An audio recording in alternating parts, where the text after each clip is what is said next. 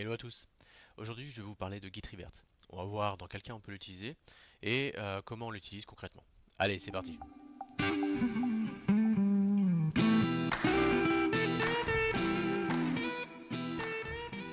Tout d'abord, on va voir à quoi sert le Git Revert. Le Git Revert va vous servir à annuler une modification que vous avez fait dans un précédent commit. Pour moi, il y a deux cas de figure.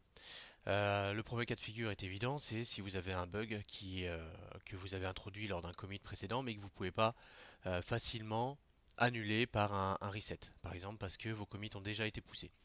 Dans ce cas-là, on peut faire un revert sur le commit qui pose problème pour appliquer les opérations inverses, les modifications inverses du commit qui pose problème. Ça, c'est le cas numéro 1. Le cas numéro 2 peut être un cas plus fonctionnel. C'est-à-dire, imaginons que vous êtes développeur web et que vous avez développé un bandeau publicitaire pour la période de Pâques pour un marchand de chocolat. Donc vous faites votre bandeau publicitaire que vous poussez juste avant, 2 semaines avant Pâques. À la fin de la période de Pâques, vous voulez enlever ce bandeau.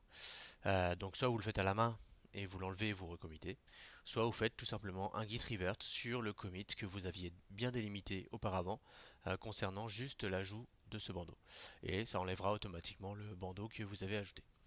En gros, on peut représenter un revert comme ceci. Donc imaginons qu'on ait cet historique à la base et qu'on veuille annuler le commit F4CF 281.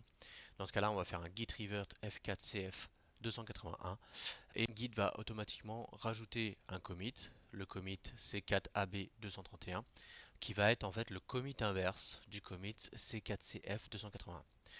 Et fonctionnellement, en fait, ça va être équivalent à cet historique.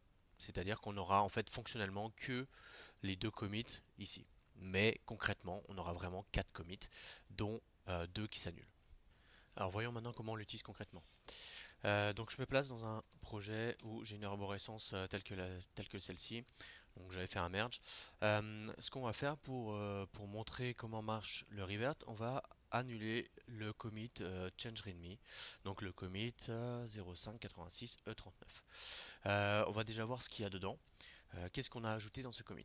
Alors moi j'ai un petit alias qui s'appelle cdiff qui permet de regarder la différence que d'un seul commit.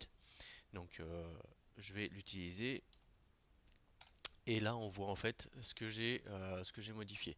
Donc, j'ai modifié la deuxième ligne. J'ai remplacé master par master dev. Voilà. Et donc là, le but, on va faire un git revert sur ce commit pour annuler cette modification.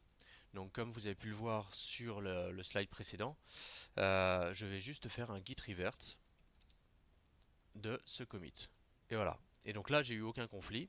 Et donc, git me propose de modifier le message de commit par défaut lors d'un revert. Donc par défaut, Git met le message revert et le message du commit original.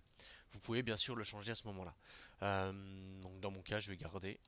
Donc je valide le message et maintenant on peut regarder mon historique et on voit que Git a bien rajouté un commit au-dessus du commit précédent et on peut aller voir ce qu'il y a dans le fichier readme qui est censé être modifié. Et on voit bien que on en retrouve bien master au lieu de master dev qui était la modification du commit qu'on a annulé. Voilà, c'est tout. Vous avez vu, c'est pas compliqué du tout.